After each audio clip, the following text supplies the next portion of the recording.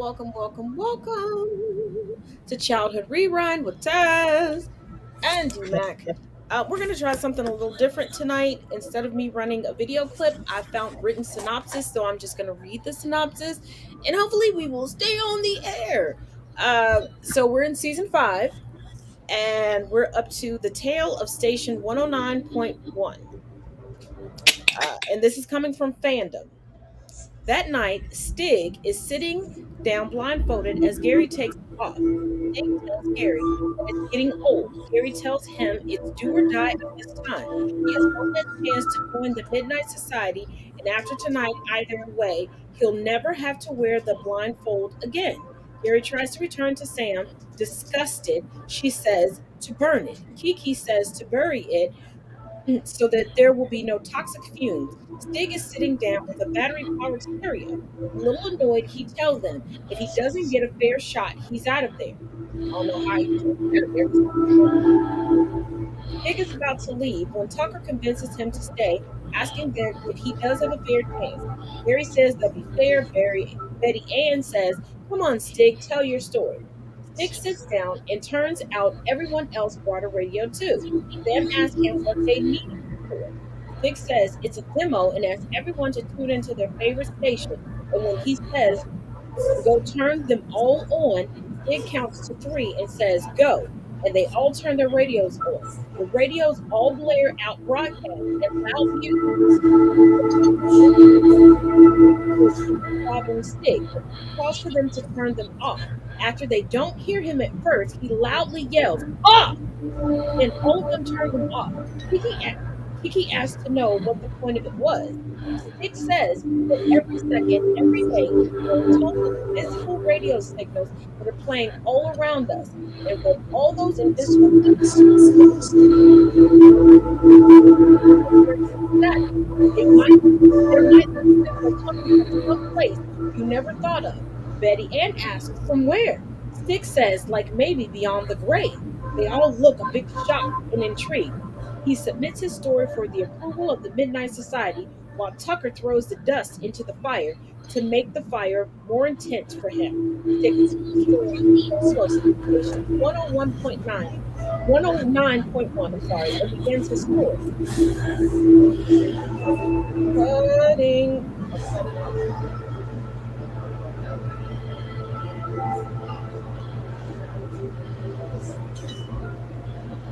And basically, the story. Stig tells the story. The story is about a young teenager named Chris Leary. He has an obsession with death and the afterlife. So he dresses in all black. First, we see a funeral is taking place for a young teenage boy. Then suddenly, a stereo is seen, and a hand turns off funeral music. The window opens the blinds a bit. The woman is Chris's mom, and she tells her son that dinner is ready. Then she snaps at him for not picking up his clothes. Then she throws a pair of dirty socks at him. They were the pair that he put on the furnace to make his room smell like decay. This boy got problems. At dinner, Chris creeps out his family by burying a piece of shrimp into his mashed potatoes. Then he places a cross and is made for courage cooks. While doing this, he asked them to imagine what it would feel like being buried alive, then to have dirt dumped on top of you. Jamie goes to his part-time job working on cars with a friend Sid, the mechanic. Sid asks Jamie what Chris's problem is. Jamie tells him that Chris got into his obsession after playing a game of capture the flag with his friends in a graveyard. Now all he talks about is death, graves, and funerals. Sid, feeling sorry for Chris, gives Jamie the idea to do something to make Chris snap out of it. That evening at home, Jamie isn't surprised to see Chris playing a game of Hangman on the computer. Jamie tells Chris that the past afternoon, a hearse that just came back from a funeral went into the shop for some services. Hearing this, Chris is astounded and amazed, and he can't believe him.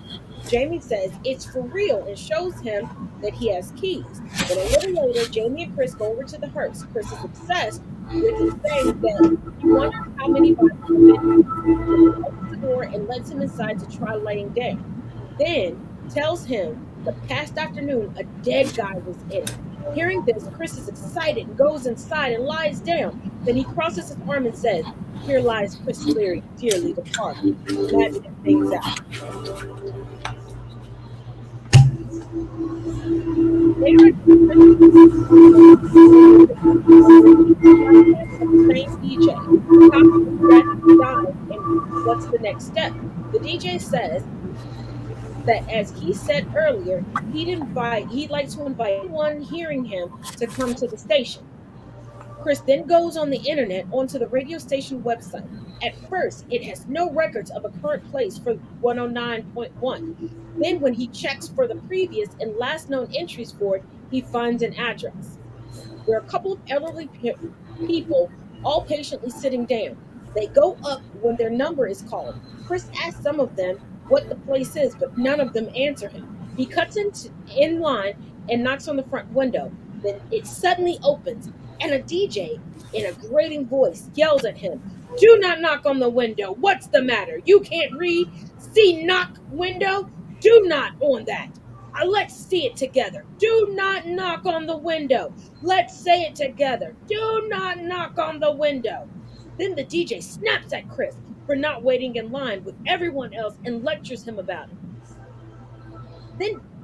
Then, as Chris comes into the room to speak to the DJ, a green numbered bracelet is snapped onto his wrist and it won't come off. The DJ says that it's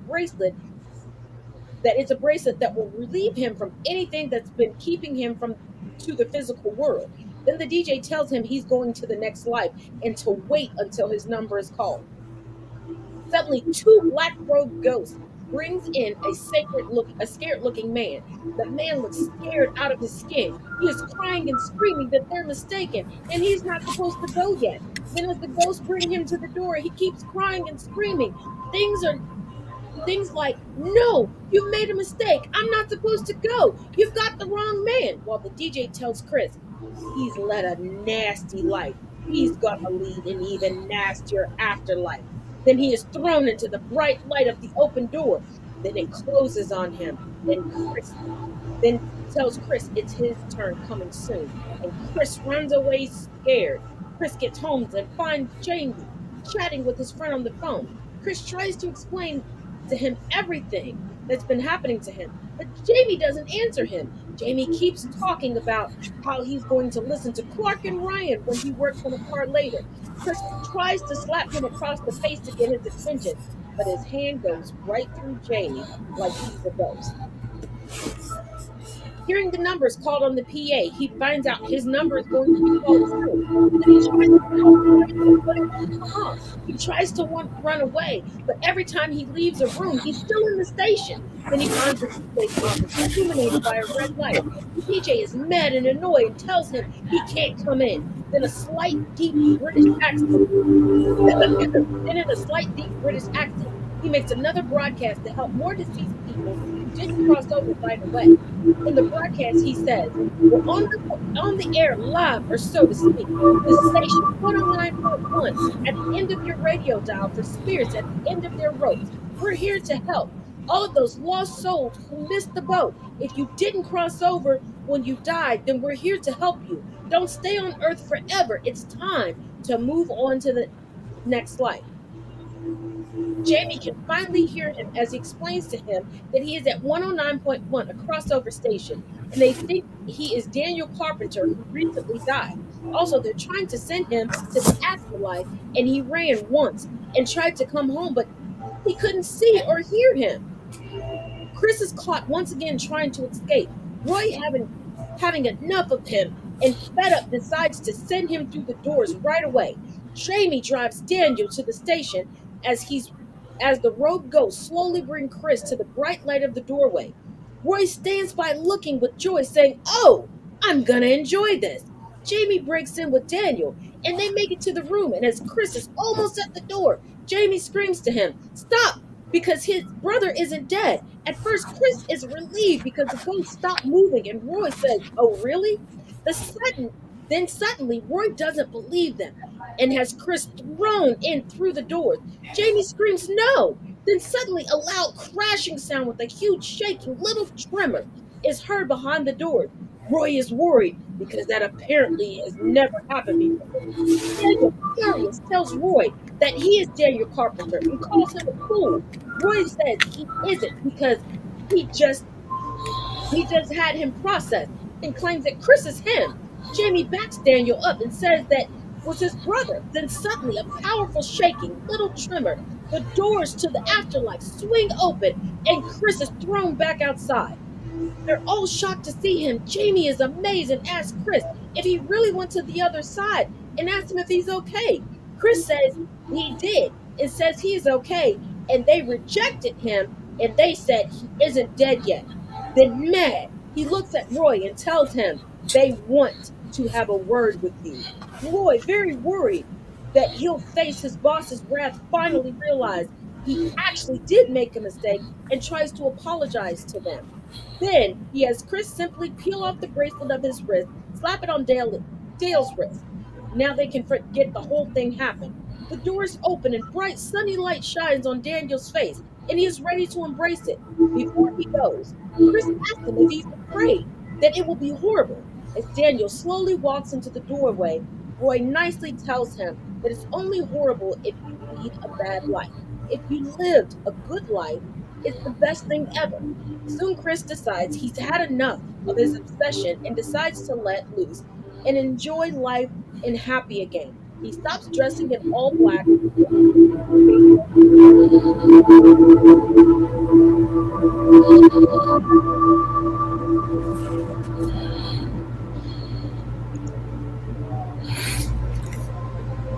Even just hearing the synopsis was enough for me. I was just like, really, good lord. It,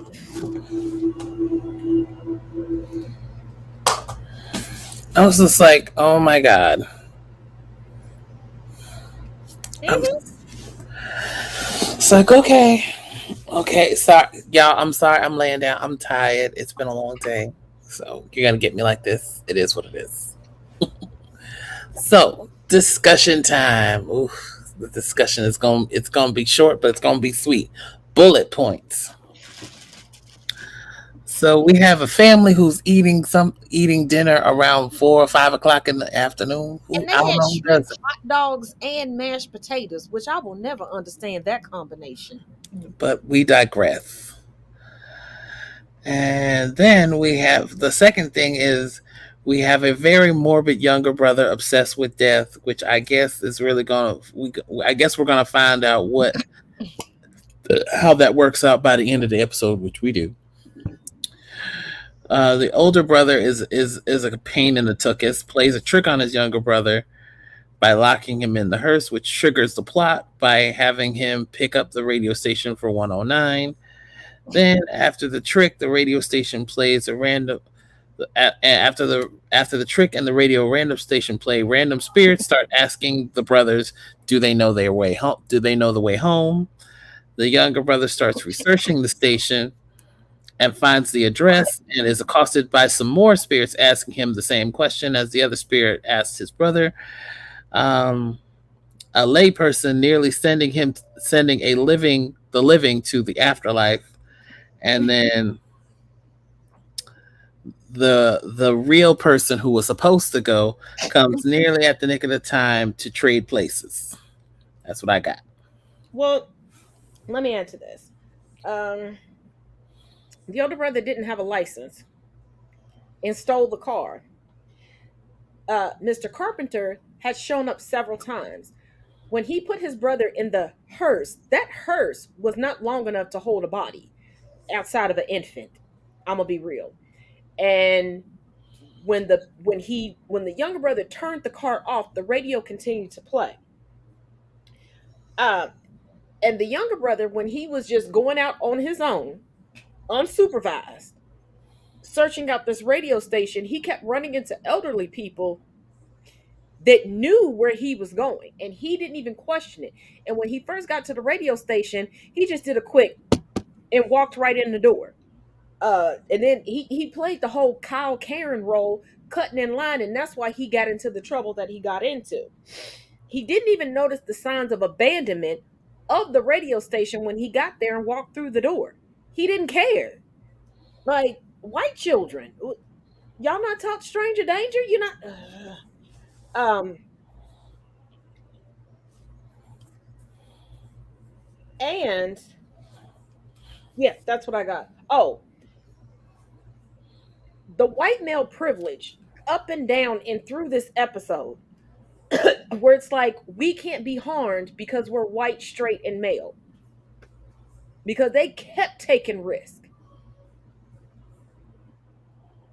That Because they even when did. the older brother realized, oh, this is a grown man, dead or alive, that now needs me to go take him somewhere. They never enlisted the help of an adult. The only time the help of an adult was enlisted was when the older brother wanted to just rattle when the adult he worked with at the mechanic shop was like, "What's wrong with your brother?"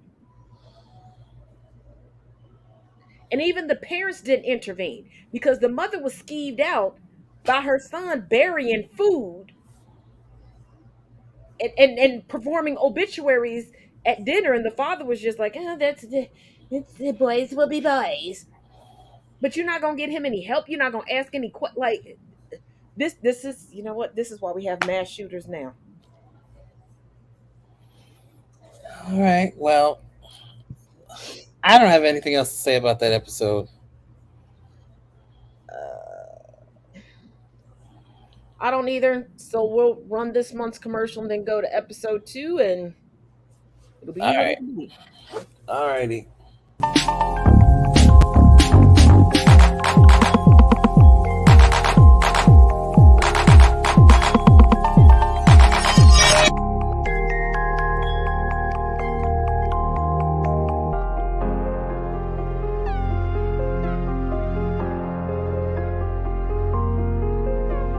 It looks like you lost another one.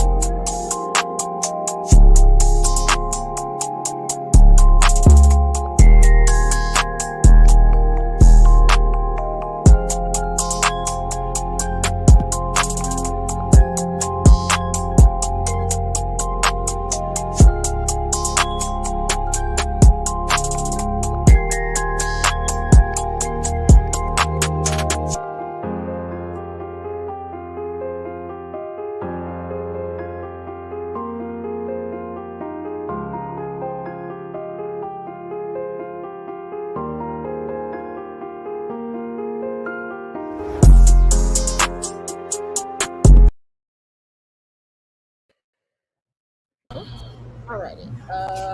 I Next up. got this one. I got this one. I got it. I got it. Ta-da. I'm gonna read. You read the first one. I gotta do something, Miss Botasha. I gotta do something. I can't just sit here and look pretty. Yes, you can. Look at them cheekbones, y'all. Look at them cheekbones. Oh, and look at the lighting tonight. Ew. Okay, okay. Okay, come on, girl, because we only got an hour. We want to make sure we because Bottom. we had an in-depth conversation we were going to have about this episode. So let's Oh get it yes, going. this is that episode. Okay, so this particular tale is called the Tale of the Mystical Mirror. Intro. The night begins with Tucker roasting a wiener on a stick in a campfire. Gary, annoyed, tells him that this is not a picnic. Stick hands him a cooked hot dog and tells him to lighten up and have some mustard. Gary moves his hand away and Stick misses the hot dog and squirts on the ground, landing on a seat. Stig snaps at him, telling him to look at what Gary did. Gary, bleh. Gary, mad, tells them to put the food away immediately. Tucker, disappointed, calls him a killjoy. Then Betty Ann, Sam, and Kiki all come together, and Betty Ann says she is not really comfortable with this. Kiki tells her, "I don't blame you." Stick asks her what she has, and Betty Ann says makeup because her mother wants her to get all dolled up for a family portrait. They sit down, and Betty Ann is sitting in the storyteller's chair. Gary asks her the big deal is. Betty Ann says she doesn't like the idea of changing your looks to fit someone else's idea of what beauty is. Sam says it's just a little makeup. She says she knows. She says that she knows and that it's fine for some people because sometimes people place too much on importance on looks. Stig says he'll chow to that and munches down on his hot dog with Kiki watching in disgust. Good lord. Vivian says that that's what her story's about because some people spend a whole lot of time worrying about their looks, but looks can be deceiving and sometimes mirrors lie. Betty Ann throws the campfire dust to make the fire more intense while she submits her story for the approval of a midnight society and calls her story the tale of the mystical mirror. Story. Betty Ann tells the story. The story first takes place late in the night in the woods on a full moon, and a beautiful young black-haired girl named Tanis is walking along, and as she is walking, a sinister woman's voice is calling out to her by name over and over again, telling her to come to me. Suddenly, a woman in a hooded cloak grabs her by the shoulder. Tanis screams and runs off in fear. Moving along, she passes the campground with a couple of wooden stick cages, and begins turn and a big burning bonfire. Suddenly, her stomach feels sore, and she feels sick and severe pain, and is almost immobilized by the pain. Then the hooded cloaked woman closes in on her, sinisterly calling out her name. Tanis then tries to make a run for it, but falls down to her hands and drops her compact mirror and screams her head off. This happens as the full moon in the sky is shown, and in a few seconds her scream changes to the sound of a howling dog. Ooh, I'm getting so tempted and scary. Ooh. Ooh. Okay, let me get back on. Next, the story picks up in the daytime at a beauty shop and boutique in the woods called Elysian Beauty Store. This is where Tanis worked, and apparently her disappearance among the employees is believed that she ran away from home. Along the trail walks a beautiful young blonde teenage girl named Laurel. She, along with a girl named Vicky, worked with Tanis at the beauty store. Laurel has brought her friend Cindy with her. Cindy is an average. Jesus be a bridge. Jesus be a bridge. Okay. Mm-hmm. Cindy is an average and very self conscious. Cindy is average and very self conscious about her appearance. Laura believes in Cindy and knows she can become a beauty and can get the position of Tanis's old job at the beauty shop. Inside the beauty shop, we meet with Vicky. Vicky is a beautiful Asian teenage girl who is working behind the counter as a cashier. Vicky is a little arrogant and rude and cold. And when they ask her where Miss Valenti, the owner of the shop, was, she really says to them, "How should I know?" While waiting for the shop to open, they meet Miss Valenti, and Laurel and Cindy sit down, and Laurel tries to give her a little touch up with makeup. Laurel says with a little blush and lipstick she'll look great. Cindy laughs when she hears this and says she'll look like Zebo the Clown. We've heard about Zebo the Clown. Just saying. Mm-hmm. Episode 1, Season 1. Laurel assures her that she'll look great, and Vicky didn't look so good when she first came to the shop either, looking like a Bowser. When hearing this, Vicky says, "Ha ha ha, very funny." Suddenly, when Vicky stops working on her fingernails, she notices that Laurel is giving Cindy a free touch-up. She coldly tells them that the free stuff is only for employees. When Cindy is asked to reach for some blush on the desk, she accidentally knocks over a bottle of perfume, spilling it on Vicky's dress. Vicky is really mad and develops an immediate dislike for Cindy and refers to herself as one of Laurel's dumb friends. Also to warn her the next time she brings one over. So she will know when to wear something old. Wow, The shade. really. The next, the most beautiful blonde woman. Am, good Lord, That's shut up. debatable. Whew. Okay, okay. I'm gonna read this. I'm gonna read it. I'm gonna try not to crack up. The most beautiful blonde woman comes into the shop. The woman is the shop owner, Miss Valenti. She and politely speaks to Vicky and Laura and tells them that the new fashions for the store have just come in and they are fabulous. She tells Laura and Vicky that she'll let her two beauties see them first. Hearing this, they are both very pleased. Cindy, feeling shy and nervous, hides behind Laurel. Laurel introduces her to Miss Valenti, and Miss Valenti politely says hello to her and asks her if she's looking to buy anything. She nervously says she came to apply for the job opening. Miss Valenti says that to work in the shop, her customers expect her beauties to have a certain look. This is because they serve to the finest and present themselves accordingly. Vicky laughs hearing this and says, "Yeah, no geeks allowed." Cindy's feelings are hurt when she hears this and says, "It's okay, I get it," and is ready to give up and leave. Miss Valenti asks her to wait and leads them to the inside of another room. There are multiple black and white photos of beautiful women on her walls, and she says it's because she wants her customers to always be surrounded by beauty when they come to the shop. Cindy notices in the middle of the room a small gold framed oval mirror. She seems a bit fixated on it. Then stops looking. She asks Miss Valenti how long she has had the shop for. Miss Valenti says it seems like forever. Laurel tells Cindy that her grandma used to shop at it too. That should have given you a clear giveaway that something is up. It's getting very Eternals right now. hmm Miss Valenti picks up the mirror, looks at her reflection with admiration while she tells them that the shop has been in her family for years. Also, her family believes that beauty is a woman's most important thing and something that most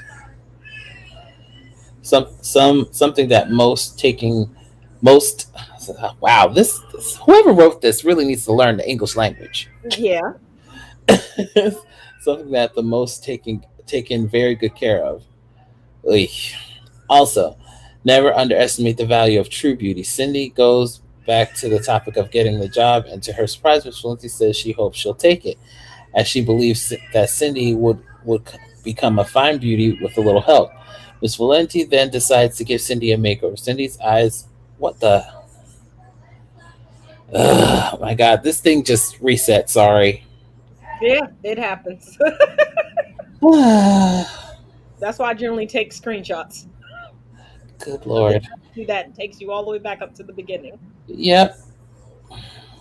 Jesus, now I lost my place.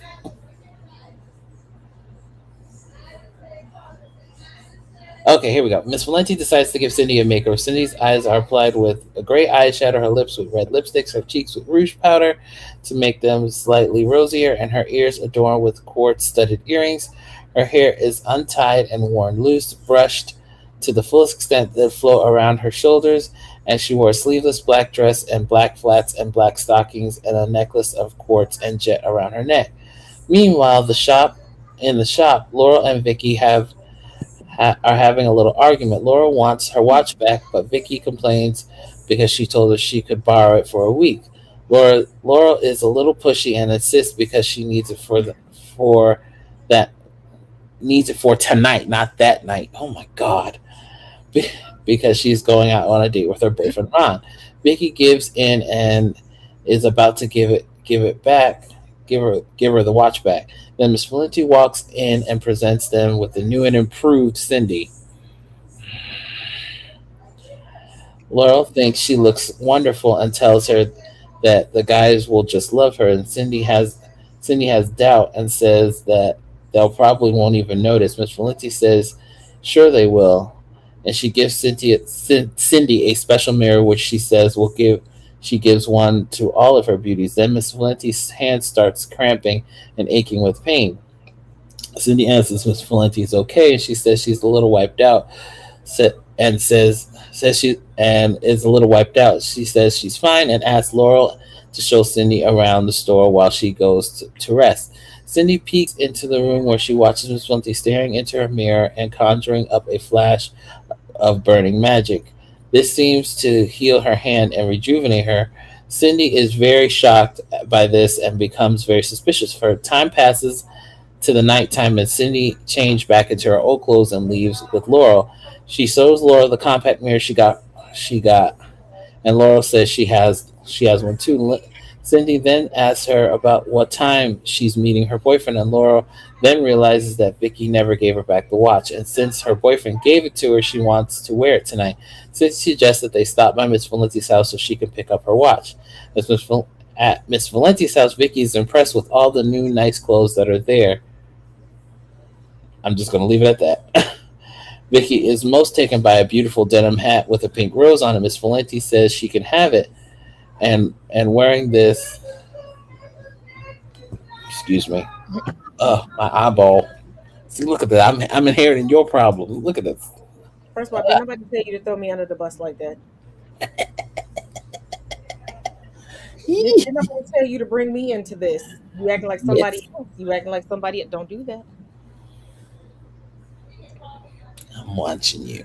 Anyway, she tells Vicky it was made for her, and hands her the mirror to look at it. Unknown to her, unknown to her, this is the mystical mirror. Suddenly, she stares at the mirror and she slowly falls into a trance. And so Miss Valenti convinces her to drink from the chalice of a potion, telling her that if she drinks it, she can have her beauty forever. Vicky drinks the potion and suddenly falls down in agonizing pain, moaning and gasping, while Miss Valenti just sinisterly and sadistically watches it happen. Then Vicky screams her head off in pain, and then seconds later her eyes grow bright white, and the sound of her screams changes into a howling dog.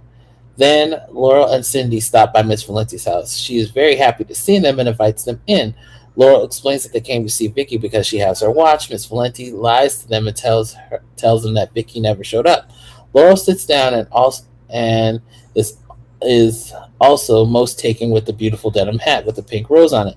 While Laurel is distracted looking through all the pretty clothes, Cindy spots Laurel's watch on a nearby table and is stunned to see it there. Miss Valenti asks her to sit down and join them, but she says she needs to go to the bathroom. Miss Valenti tells her she should put on some makeup because she's looking a bit pale.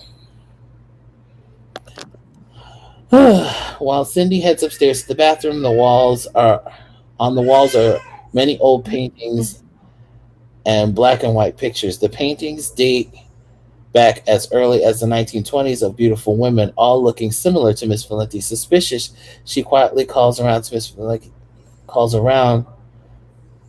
for Vicky by her name, hoping to find her somewhere, but she doesn't. Meanwhile, Laurel is now staring into the mystical mirror and beginning to fall underneath the trance. While Cindy gets to the bathroom, is confused because there are no mirrors in the bathroom. She improvises and takes out her compact mirror to apply lipstick. Then she makes the shocking discovery on the wall behind her, the beautiful picture of Miss Valenti. However, when you look through the reflection, the picture in the mirror looks like an old ugly and wrinkly woman. While downstairs, Laurel has now fallen completely underneath the trance. Cindy comes back down the stairs and examines the reflections of the rest of Miss Valenti painted portraits and black and white pictures, and the reflections each reveal her how she actually looks as an ugly old gray withered woman. She enters the doorway of the drawing room where Miss Valenti is caressing Laurel's hair, and she looks at Miss Valenti's reflection in the compact mirror, and the reflection is of an old elderly woman, and she appears even that way as she speaks to Cindy, asking if something is wrong. Cindy is scared and is freaked out and tries to convince Laurel to leave her with her. Laurel, under the complete trance, says that she doesn't want to, and then Miss Laurel shows her the door and kicks her out. When Cindy is gone, Miss Valenti convinces Laurel to drink from the chalice potion, telling her that if she does, she can keep her beauty forever. Which Cindy, watching from the window, screams no and bangs on the window, and Laurel drank from it, but doesn't seem to break out of the trance. But does seem to break out of the trance. This is so crazy, like so crazy already. Yeah, keep going. I'm acting this out. Keep going. But Cindy screams to get her out of the house, and Laurel, feeling the immediate pain in her stomach, runs out in a flash. Cindy and Laurel run off through the woods, and then suddenly Laurel is in so much pain, excruciating pain, that she immediately falls on the feels the potion taking effect in her stomach. After coughing a bit, Laurel's eyes grow bright white, and she screams and turns into a dog. Cindy is terrified and shocked, but Miss Valenti, who has just arrived to capture Laurel, looks thrilled and delighted. Miss Valenti says that she finally has her three beauties. Cindy, terrified, screamed and runs off. When she runs off, she hears the barks of more dogs and sets out to follow their sound. In a nearby campground, the dogs forms of Tanis and Vicky are locked in thick cages while the bonfire is burning and the mystical mirror stands high on a stand and Miss Valenti is sharpening a knife. Vicky walks in as Miss Valenti raises her dagger and begins a sacrificial ritual. She says, "Three dogs who spoke as women fair, your beauty will live in me for eternity." And what she was going to do isn't explained. She'll kill them and then eat their tongues and drink their blood. Laurel the Laurel dog keeps barking for help, and Cindy sneaks in while Miss Valenti isn't looking and grabs the mystical mirror. Miss Valenti closes in and begins to sacrifice them. She's about to begin with Laura when Cindy makes her presence known. Furious and scared, she threatened to smash the mirror if she doesn't free them and change them back. Miss Valenti tries to manipulate her and trick her by asking her what she wants. And she tries to convince her that she can stay young and beautiful forever. Cindy is strong and resists the temptation. Miss Valenti then tries to persuade her to look into the mirror and falls into a trance, telling her that she can have anything she wants, then asks her what she really wants. Then it seems Cindy's emotions were too strong and she was able to resist the mirror's power, because at first Cindy was looking at the mirror and saying, what I want," and then she shakes it off and in a mad tone says, "Is my friend back?" And then, with all her strength, smashes the mystical mirror in the ground. The mirror is smashed in a huge sparkling flash. Cindy watched in a terrified horror as Miss Valenti began to scream "No" at the top of her lungs, and as her real age rapidly caught up with her, she rapidly began aging away. First to an elderly woman and then died of old age. She then turned into a skeleton and then into dust and exploded. So instantly, Tanis, Vicky, and Laura are changed back to the normal, and Cindy freed them from their cages. The four of them, with a shocked and shocked with shock, examined the dusty remains of Miss Valenti, because even though she was beautiful, she was a pure evil witch. Ending. As Betty Ann ends the story, she says that both the house and the beauty store disappeared. All that was left of Miss Valenti was the beautiful illusion and the dust and the pile of rubble. Tucker asks if she was a beauty or beast. She smiles and says she's neither, because she's just herself, even if she'll wear makeup. Stig asks Gary if they are done now, and Gary says, "Oh, all right," and it says in an "oh, all right" tone. Yes, Stig, excited, said, "Let's eat." Now everyone happily gets together and cooks the hot dogs over the campfire. I never thought I would read an entire synopsis of an episode. Oof, Jesus. Oh my God. I tried to save you from that. No, I know, but I didn't want you to have to be reading back to back. That's not fair to you. But anyway, let's discuss. That's the ultimate white privilege, and it also shows that white women have gotten too comfortable with being the default for beauty for far too long, and that white mothers are okay with turning over their daughters to someone that's going to teach them to just be viewed as a beauty standard and nothing more. Where black and brown girls are taught that intellect, character means more. Your beauty is an expression of your personality. And if people like that expression, they like it. If they don't, they don't. But white women are really, truly, and this episode shows that they are taught to put all their eggs in the beauty basket. Because I know people may hate Paris Hilton and think that she's dumber than a doorknob, but she's actually brilliant, just like her sister Nikki. But Paris, for too long, played the pretty white girl because that's what she was raised to portray. And that's why people fell captive to this woman for generations. They were going to her to buy beauty, to get the man, to get the popularity. And it's like, even when we were in high school, the prettiest girl wasn't always the most popular girl.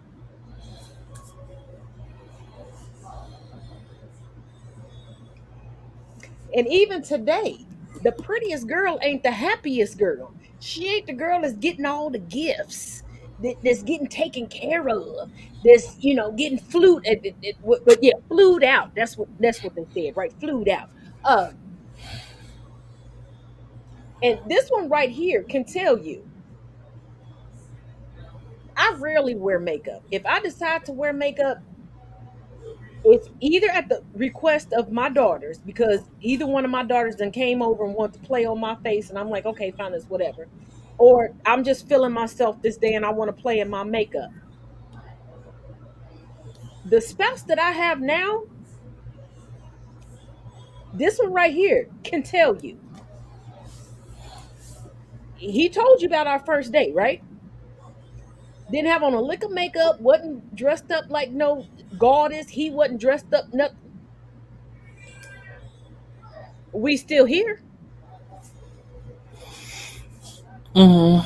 And this is where it comes into, beauty is in the eye of the beholder. But white women have been convinced that they are the default. And think about it.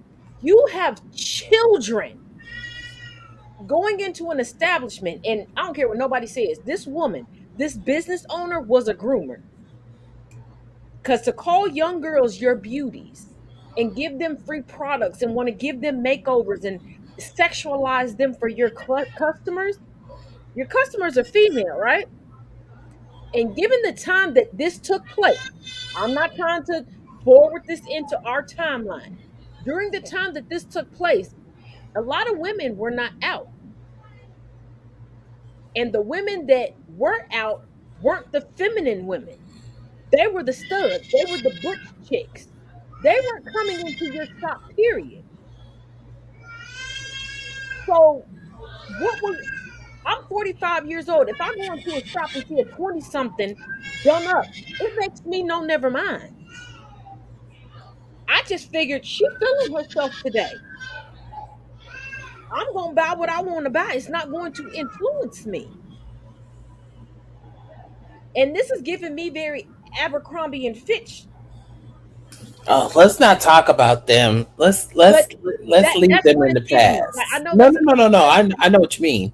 that's a conversation for another day, but in my notes, that's whoops, I'm knocking other stuff over. But that's what it's giving me. Because as far as I'm concerned, see, this is why. Okay, so let's have this discussion because I know we said we were going to go in on this episode because there was so much juice to it. I gave my notes. Give yours and let's go for it. I hate that there's always a quote unquote because they did it in Aladdin, they did it here, they've done it in a couple of places where it's a diamond in the rough. What does that even mean? Why are you even saying that? Why does the person have to be a diamond in the rough in order to be considered anything? But the thing about it is, y'all do realize a diamond in the rough is still cold. And a diamond only has value according to what a white man says the value is. Is that what you want? Because a diamond in the rough is not a fully developed diamond. Diamonds come from coal. So that means you're still coal, which means somebody can still throw you on the Barbie and grill some ribs over you.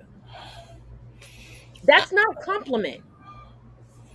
I'm just like, and see, then we get and see, this is why I say because I okay, most everybody here, if anybody is watching, because I don't see any comments, which I'm guessing nobody's commenting today, which is We fine. have some people that have been hospitalized and are being discharged at this point that are watching, so let's just give them grace. Okay, no, no, no, no, no. I was just like, I hope everybody is watching. I hope somebody's. I'm just Yeah, glad we didn't get our kicked off. regular fan base is watching. People have. I told you about some people who reached out that I had permission to talk to you about. Let me make that clear. Hmm. For those of y'all that like, oh my God, Tash, I didn't. Those of y'all that said, hey, I know you're gonna be on air with DMAC tonight. You can tell him, hey, this is what's going on with me.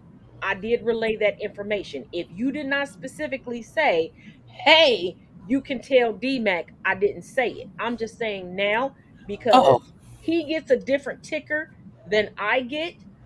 I see how many of y'all are watching right now. okay. Yay. Thank you. So I'm just saying, I know that a lot of y'all are being discharged from the hospital or at home resting. You just want to watch and have a good time and listen to us do our regular spiel where you can't really comment. That's all I'm saying. Y'all please don't take it any further than that. Okay, no worries. I wasn't sure. So, because she's right, I can't see what she sees. And I didn't tell him nothing I wasn't supposed to tell, and y'all get to see in real time. That's why he's confused because he doesn't get to see the messages that I see. And unless you tell me I can tell him, I don't say nothing. All right, so let's get back. Um, so this story works on the trope of the whole without the whole stepmother aspect of this. It's literally Snow White. It's literally Snow White, the same thing. It's literally the same thing. And if we're going to discuss this, we're going to discuss this properly. So, in my personal opinion, I don't care how old this girl happens to be at this time. I really don't. It's ill timed at this point. It does not matter.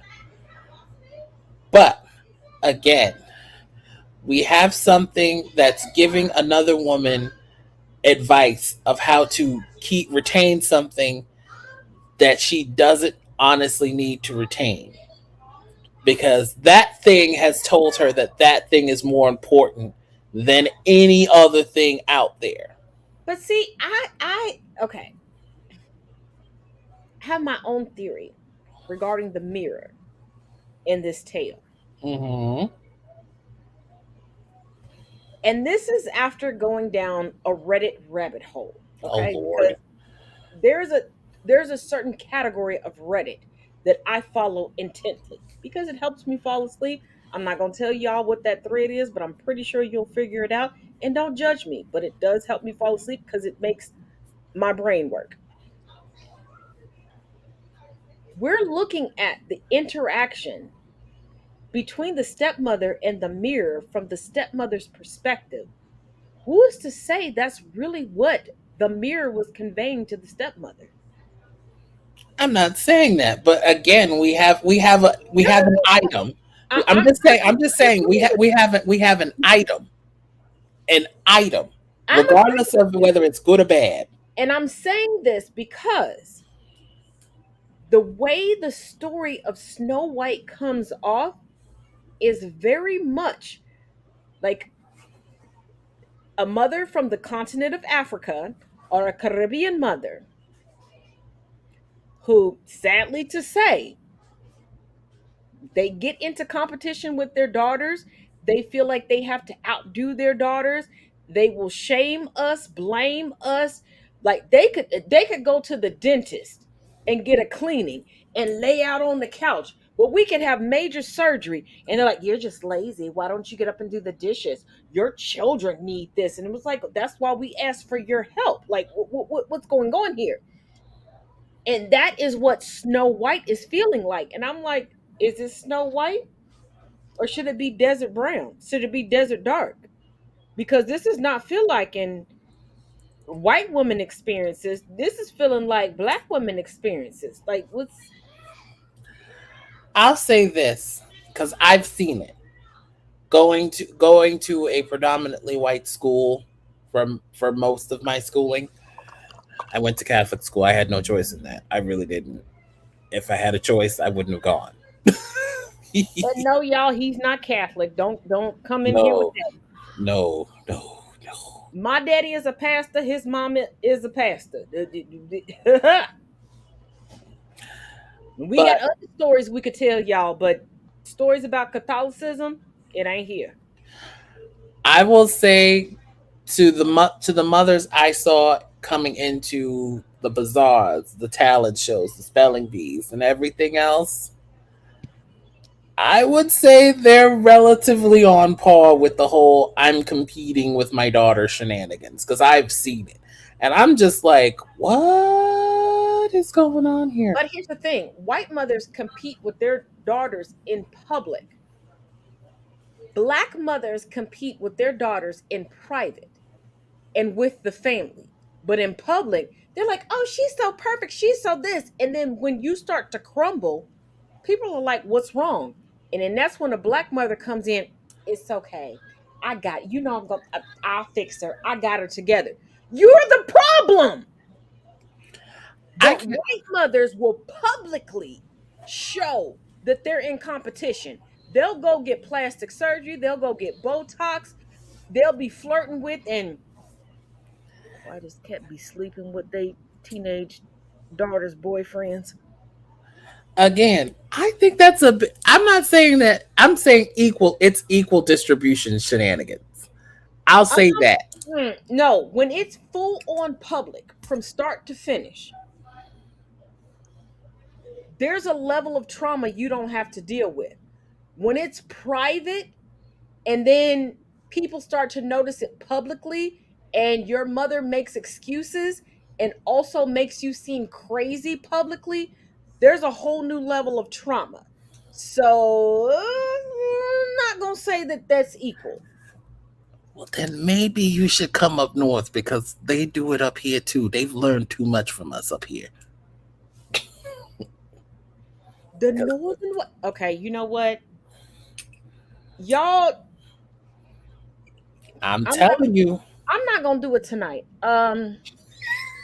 because you Because think y'all been you asking me to go live on TikTok, so I'm gonna pick a date to go live on TikTok. And when I go live on TikTok, we gon' because this one has already said, "Hey, cuz when you coming up here, we need to do a shoot together. We need to do this other stuff." And I do need to introduce him to some people that will be way better for him. I know them, but I'm not living that life anymore. And it's not nothing negative. I'm talking about the modeling photography world that he needs to coordinate with. So y'all figure out some dates that y'all think would be conducive for us to collaborate so I can get my wardrobe together so I can be there and I can be on point, okay? I'm just saying because I was because like okay, here's the thing. This girl, so this girl in my grade school, her mama would literally be like, "Oh my god, my daughter's so beautiful. She's this, that, and the third." And I happened to be privy to a conversation behind the screen where when I tell you this mama dressed her down to the white meat. To the white meat. I understand. Give your final thoughts. But No, no, look at me. Give your final thoughts. um I'll say this. These two episodes, I was like, white peopling. That's all I can honestly say because I'm just like the audacity that the I'm just like and no brain power. I was just like, why would you go over to somebody's house at night and your parents don't know where you are? Your boyfriend is probably looking for you. Yeah, because the second girl had a whole date planned. And the boyfriend, if correct me if I'm wrong, but wasn't he contacting her throughout the day at work to make sure she remembered? Girl, I don't even know.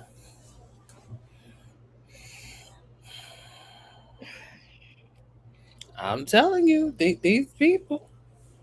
But as always, each one teach one, each one preach one. If you have military personnel that have fallen, Enjoy your Memorial Day. If you do as my Caribbean family and his Caribbean family does, and you just memorialize those that have passed on and ascended to the ancestors before you, much blessings. But other than that, we'll see you on Tuesday.